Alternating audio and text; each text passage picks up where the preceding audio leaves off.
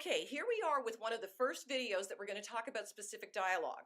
And one of the reasons I'm doing it with this behind me is I wanted to remind you that you should always have your manager's override chart in front of you.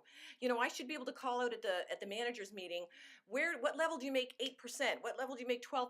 And you should know that because you need to have a very specific focus on the money you're making and the business you're building.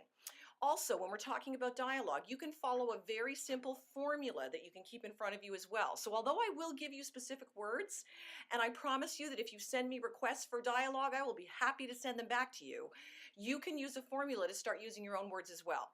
Now, how did I learn the dialogues? And I will tell you that there's a lot of things I'm not great at, but one of the things that I know that I'm good at is dialogue. And I learned it from the best. The founder of the company I would call her, she would say, "This is what you say, Deborah." I would write it down, and then I would call the beauty consultant and I would say, "Trisha said." And then I would tell her what Trisha said. Now, I can tell you that that did not cause any problems with her thinking I didn't know what I was doing.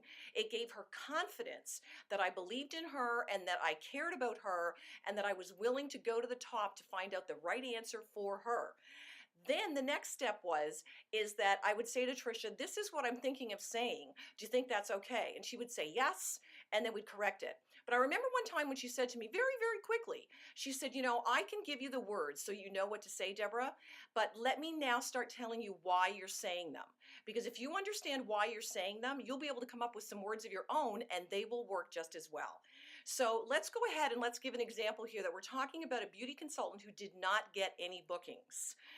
That's going to come up all the time. As a matter of fact, there's about 4 or 5 main areas you're always going to be dealing with. She didn't get bookings. She didn't get any recruit leads. Her guest attendance is low. Her sales are low. Or number 5, her shows are canceling. So when you realize as a leader, as a manager, as a coach, that you're going to be dealing with those same 5 things over and over again, then it makes sense to invest in learning how to handle them and how to handle them in the best way possible. And in this day and age of emails and texting, you can still have those dialogues and use it that way. As a matter of fact, there's an extra bonus because when you really do know the dialogues, you can actually save them and then you can just customize them when you're sending them out to people so you don't have to type them out again. Okay. Back to the concept. The concept of a conversation is just like the concept of a staff meeting, which is praise, praise, teach, praise, challenge. One of the biggest things you have to remember is this is an all-volunteer army. They don't have to do this. So you're not their boss and you're not their mother, as I've said in previous videos. So let's say a girl emails you and says, "Hey, Tina, I just got home from my show. I thought it was pretty good. It was $120 in sales. There were 4 people there and I got a booking." Now, you and I both know that that's low guest attendance, that's low sales, and 1 booking is really not enough to keep you in the business. You need to have 2 or more, one to replace the show you just did and another one to build on. But if you were to immediately email her back and say, "Oh, okay, listen, we really need to talk because that's low guest attendance and that's a low total and you really need more bookings than that," she's going to feel like she doesn't want to keep communicating with you because you don't make her feel good. And she might have thought it was a good show or she might have thought it was a bad show. Remember, you can't put your values on her. She doesn't know the business yet.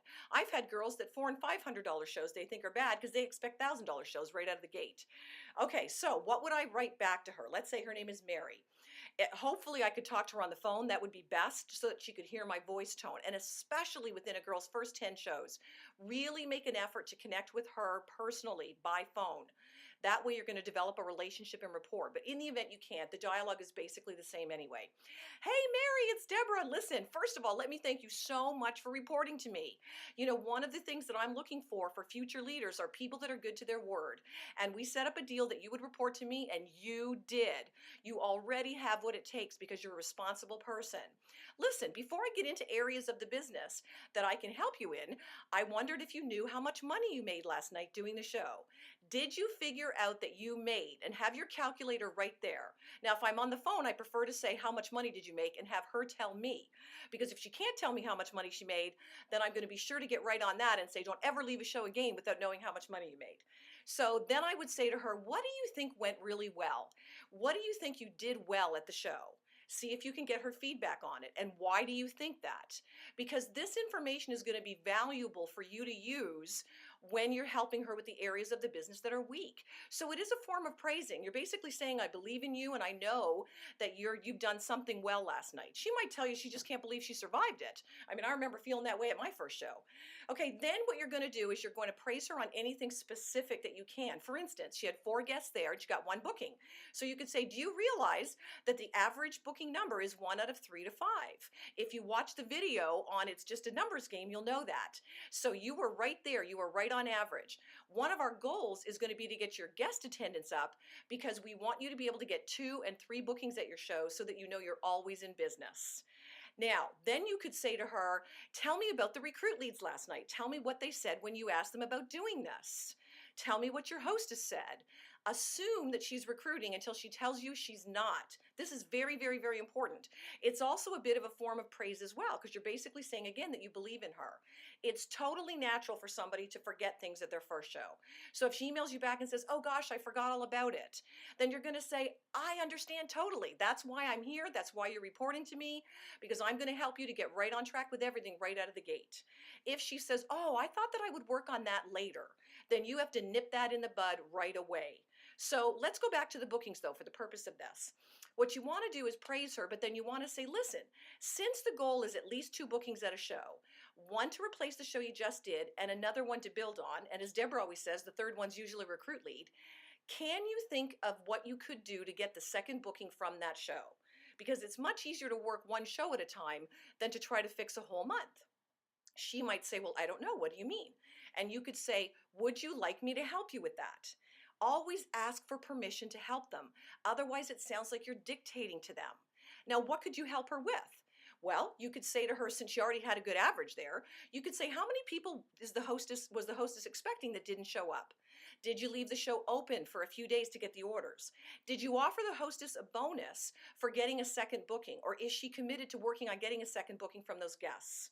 How would you feel about contacting the absentee orders and offering them the opportunity to have a booking and letting them know what the hostess is going to get for the second booking? And then another thing you could suggest to her is there anybody from your debut show that you haven't gotten back to ask about having a show? I know right now you're thinking, oh yeah, but I've got 6 shows ahead of me still. What's the panic? And I don't want you to panic in a negative way, but I do want you to panic in a good way. Our goal is to get you to 10 shows ahead of you within 3 weeks and then to 15 and 20 shows ahead of you. Nothing is more important than booking. Now, we can fix the sales, we can get your show average higher, we can get you the recruit leads, but you've got to be booked to do it at.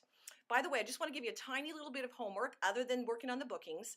How about, would you have time to go and watch a video for about 10 minutes on guest attendance on the show planning? Because part of the whole process we're going to do with you in your first couple of shows is really help you to perfect your performance. And we want to get that guest attendance up.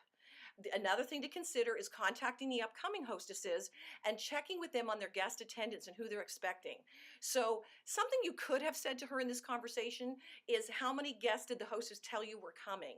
And if she says 8, then you can say, hey, right on the mark. She said 8, you got 4. That's why we've got to be sure that your upcoming hostesses have 15 or 16 people that they're expecting. And then praise her again. Say, I love working with you. You're terrific. I can't wait until you double and triple this money you're making and you get your first recruits. And I'm so proud of you. And I'll talk to you tomorrow. Okay, does that make sense? So another thing you can say about bookings is you can say to somebody who didn't get bookings, tell me what you did to book. Put the onus on her. Don't do another training. Tell me what you did to book. Then you can also direct her to the videos. For instance, I will often say to somebody, there's 3 ways to book: creating desire, offering properly, overcoming objections. Which do you think was the problem? And whatever they give me, then I can direct them back to the video that helps them with that. The key with direction, though, is you need to say, do you have time to do that today? Will you promise to get back to me about what you learned from it? If you don't follow up, she's not going to think it's important. Okay, so that's some tips on bookings. On to the next one.